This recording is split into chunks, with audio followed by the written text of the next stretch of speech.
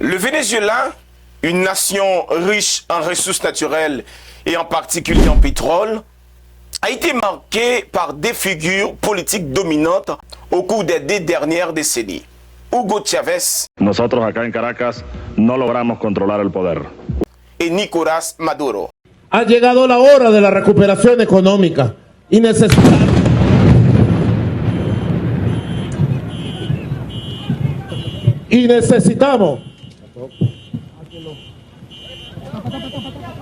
Ces 2 hommes ont dirigé le pays avec des politiques économiques et diplomatiques ambitieuses, mais aussi controversées. Dans cette vidéo, nous allons voir comment Chávez et Nicolás Maduro ont influencé la politique vénézuélienne. Nous allons voir les défis auxquels ils ont été confrontés, les décisions des États-Unis contre le pays, la nature de la crise actuelle qui pousse près de 8 millions de Vénézuéliens à quitter le pays, ainsi que les processus électoraux et les tensions qui en ont résulté. Mesdames et messieurs, bonjour, bienvenue. Mon nom c'est Milien Dikamen et bienvenue sur Le Monde en Contexte.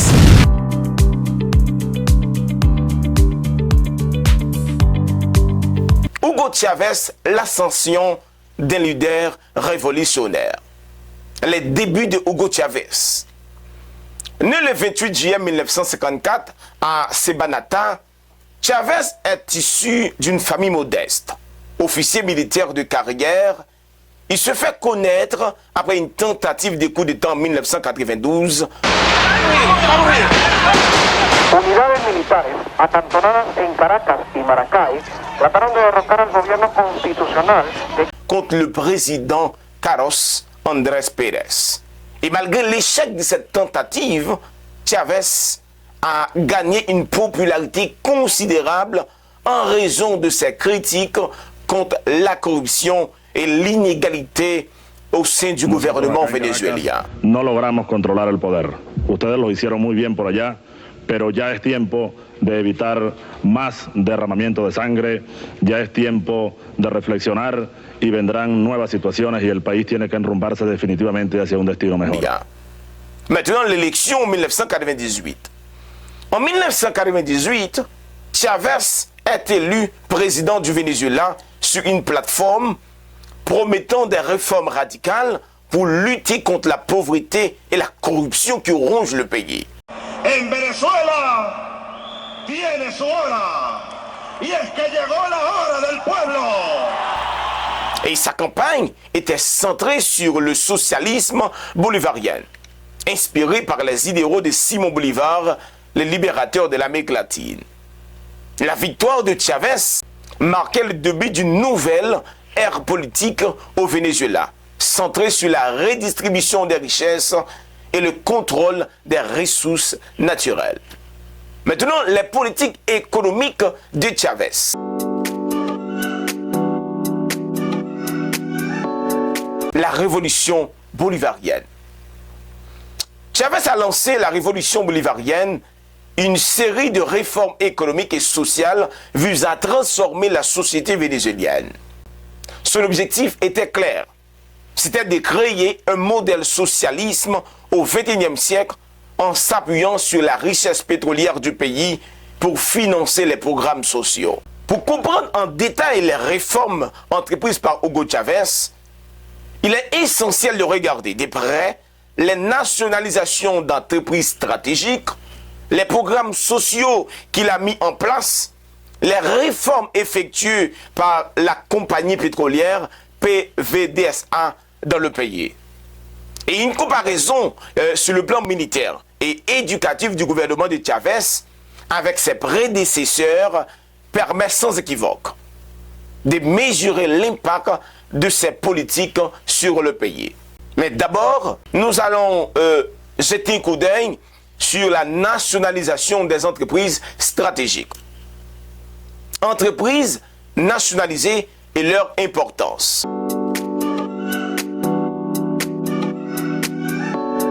Première entreprise nationalisée, c'était PDVSA, Petróleos de Venezuela SA. Chávez a réformé la compagnie pétrolière nationale pour s'assurer que les revenus pétroliers servent à financer les programmes sociaux. Et la restitution des PDVSA a permis de canaliser davantage de ressources vers les projets sociaux et économiques. Deuxième entreprise, Sidor, Siderurgica del Orinoco. C'était une entreprise nationalisée en 2008. La nationalisation des Sidor a été vue comme un moyen de renforcer le contrôle de l'État sur des secteurs stratégiques de l'économie et de protéger les intérêts des travailleurs. Troisièmement, CanTV, Compañía Anónima Nacional Telefono de Venezuela, le principal fournisseur des télécommunications du pays, nationalisé en 2007. La nationalisation de CanTV a permis au gouvernement de contrôler les infrastructures de communications cruciales. Électricité de Caracas, le principal compagnie électricité de Caracas, nationalisée en 2007. Cette nationalisation a visé à garantir un approvisionnement stable en électricité pour soutenir les programmes sociaux et le développement économique.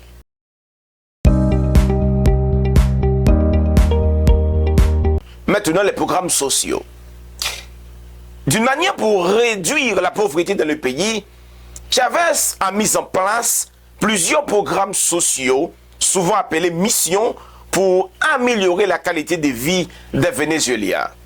Et voici quelques-uns des plus significatifs. D'abord, Mission Barrio Adentro. Mission Barrio Adentro, c'était un programme de soins de santé primaires visant à fournir un accès gratuit aux services médicaux dans les quartiers les plus défavorisés. Mission Barrio Adentro a établi des cliniques dans les quartiers pauvres et des zones rurales, fournissant des soins médicaux gratuits. Je vous rappelle que ce programme a été soutenu par des médecins cubains grâce à un accord entre le Venezuela et le Cuba. Cela a grandement amélioré l'accès aux soins de santé pour la population défavorisée dans le pays. Mission Robinson. Cette initiative avait pour objectif d'éradiquer l'analphabétisme en offrant des cours d'alphabétisation aux adultes. Mission Robinson a été l'initiative principale pour combattre l'analphabétisme dans le pays. Le programme utilisait des méthodes d'enseignement cubain et s'est appuyé sur des volontaires pour enseigner aux adultes analphabètes.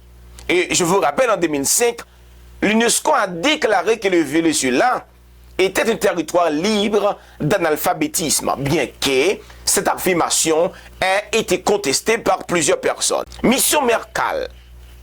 Mission Mercal, c'était un réseau de supermarchés subventionnés par l'État pour fournir des denrées alimentaires à un prix réduit aux populations à faible revenu. Mission Ribas, un programme pour permettre aux adultes de terminer leurs études. Mission Habitat. Mission Habitat était un programme de construction de logements sociaux pour les personnes à faible revenu. Et il ne faut pas oublier que Chavez a eu tous ses succès dans plusieurs domaines clés de la vie nationale en ayant augmenté le PIB du pays avec la vente de pétrole et la privatisation des entreprises jugées indispensables pour stabiliser l'économie du pays.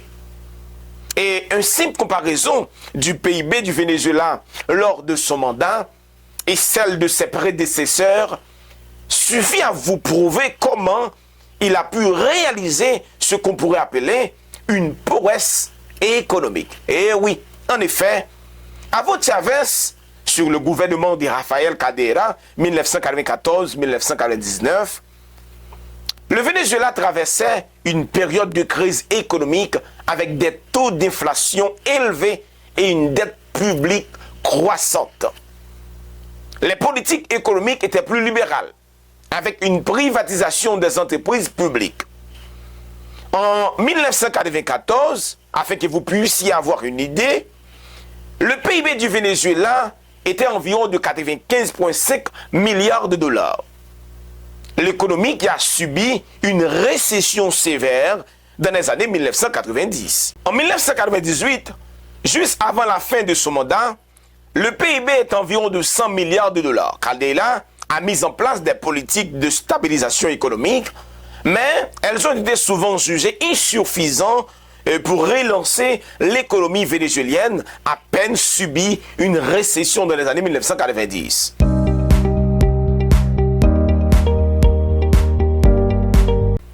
PIB Hugo Chavez 1999-2013. Hugo Chavez a bénéficié d'une période de prix élevé du pétrole, ce qui a eu un impact significatif sur l'économie vénézuélienne.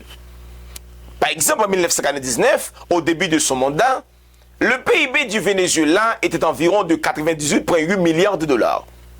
Au milieu des années 2000, soit 2 ans plus tard, le PIB a connu une forte croissance en raison de l'augmentation du prix du pétrole. Le PIB avait atteint son paroxysme environ 334,5 milliards de dollars. Cependant, à partir de 2009, l'économie a commencé à montrer des signes de stress en raison de baisse du prix du pétrole et des politiques économiques controversées de Hugo Chavez. En 2013, à la fin de son mandat, le PIB du Venezuela était d'environ 373,98 milliards de dollars américains.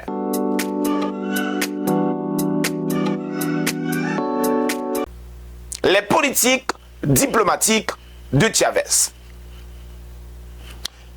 Dès son entrée au pouvoir, Chavez s'est positionné comme un leader anti-impérialiste, critiquant ouvertement les États-Unis d'Amérique. Ayer estuvo el diablo aquí.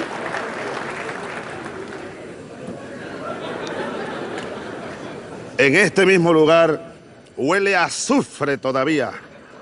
Ayer el señor presidente de los Estados Unidos, a quien yo llamo el diablo,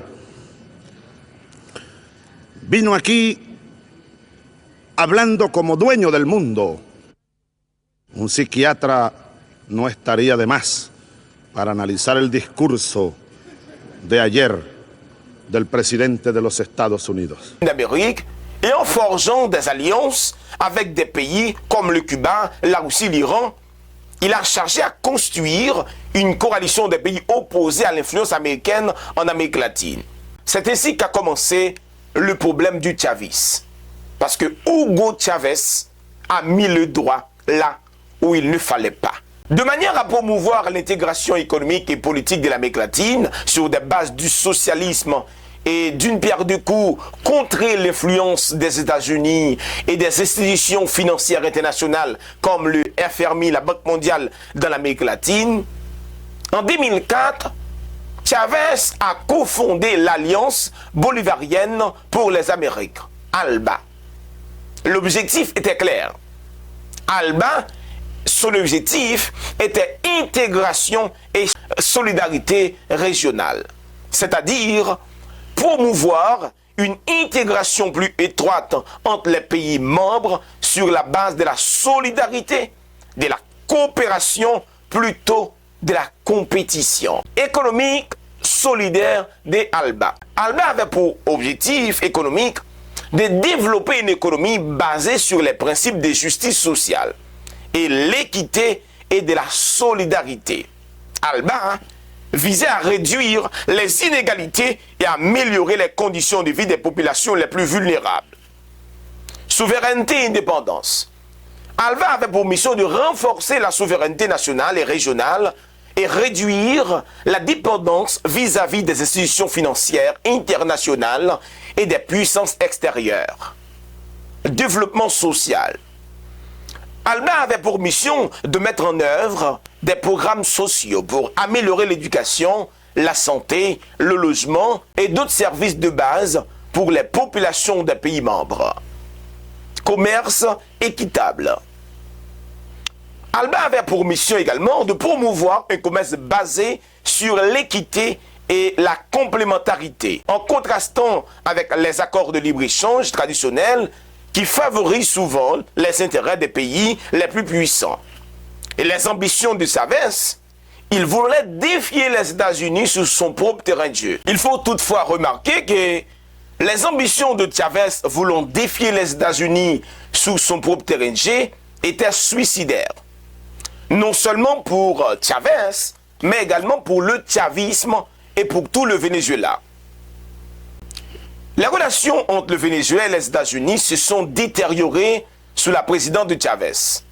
Ses discours virulents contre l'impérialisme américain et ses alliances avec des régimes opposés aux intérêts américains ont conduit à des tensions croissantes. Et les États-Unis, de son côté, ils critiquent les politiques de Chavez, l'accusant de porter atteinte à la démocratie et aux droits de l'homme.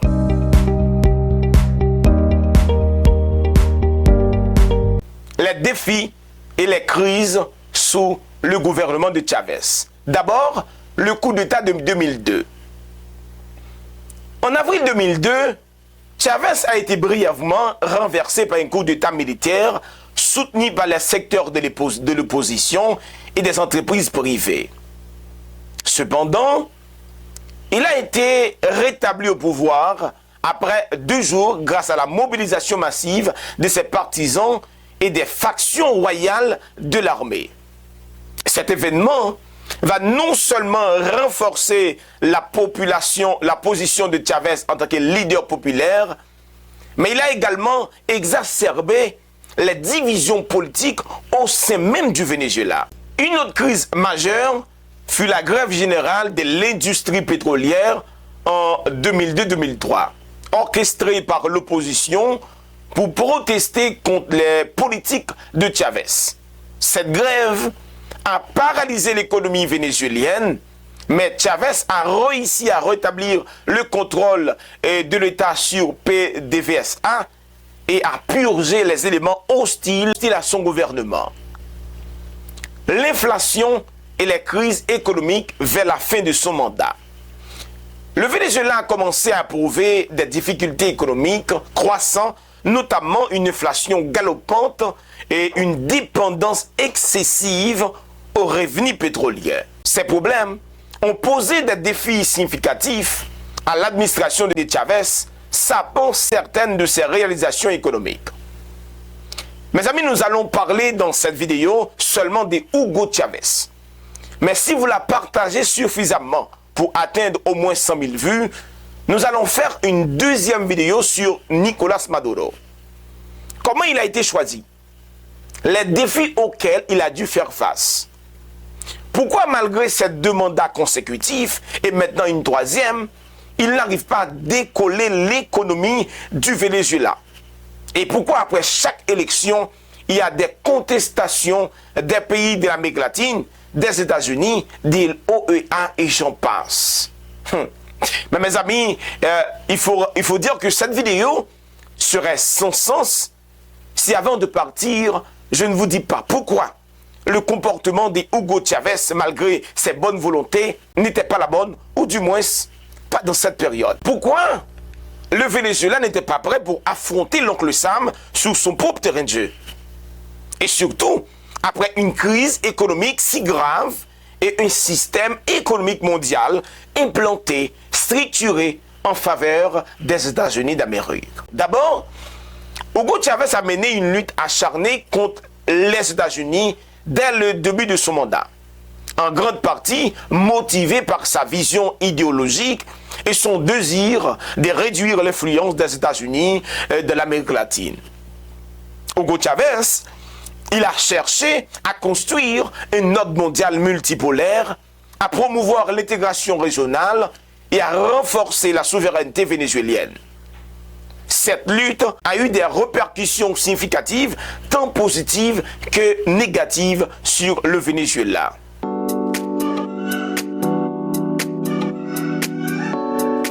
Contexte et motivation de la lutte contre les États-Unis. Idéologie anti-impérialiste. Chavez, s'inspirant de Simón Bolívar, avait une vision anti-impérialiste forte, considérant que les États-Unis comme une puissance impérialiste qui exploitait des ressources et les peuples de l'Amérique latine. La politique étrangère de Chavez. Il a cherché à aligner le Venezuela avec des pays opposés aux États-Unis, comme le Cuba, l'Iran, la Russie, la Chine. Et il a créé ALBA pour réduire la dépendance de l'Amérique latine vis-à-vis des États-Unis d'Amérique. La souveraineté économique. Chavez voulait reprendre le contrôle des ressources naturelles du Venezuela, ce qui est sûr, en particulier le pétrole, pour financer des programmes sociaux et réduire l'influence des multinationales américaines et des institutions financières internationales dans le pays. Et surtout, il faut rappeler, malgré sa volonté de défendre la souveraineté de son pays, ces choix ont eu des conséquences désastreuses pour le pays et nous allons citer quelques-uns. D'abord, sanctions économiques. La politique étrangère agressive de Chavez et ses alliances controversées ont conduit à des tensions croissantes avec les États-Unis. Cela a culminé en sanctions économiques qui ont eu des répercussions négatives sur l'économie vénézuélienne, comme je viens de le dire, à peine sortie d'une crise sévère. L'autre cause, c'était perte d'investissement étranger. Les politiques de nationalisation et l'incertitude politique ont découragé les investissements étrangers. Les entreprises américaines et d'autres multinationales européennes ont réduit leur activité ou ont quitté le pays tout bonnement, entraînant une baisse des investissements et de la technologie étrangère, combien important pour le Venezuela. Dépendance au pétrole. Malgré les intentions de diversification, l'économie vénézuélienne est restée fortement dépendante des revenus pétroliers. Les fluctuations des prix du pétrole ont donc eu une impact direct et sévère sur l'économie vénézuélienne. Il ne faut pas oublier que l'économie avait une nécessité de diversification parce qu'il y avait une faible diversification dans cette économie. L'économie vénézuélienne n'a pas réussi suffisamment à se diversifier sur les gouvernements de Chavez. La dépendance continue au pétrole a rendu le pays vulnérable aux sanctions des États-Unis et à la baisse du prix du pétrole. Il y a eu des secteurs négligés au Venezuela. Les secteurs agricoles et manufacturiers ont été négligés et les efforts pour développer des industries alternatives ont été insuffisants. Cela a exacerbé la dépendance aux exportations pétrolières et aux importations des biens de consommation. En conclusion, en étant objectif et en faisant une analyse critique, vous allez pouvoir identifier les failles de la politique de Hugo Chavez. Première faille, il a commis une erreur stratégique. En termes purement économiques, la confrontation directe avec les États-Unis et l'absence de diversification ont été des erreurs stratégiques.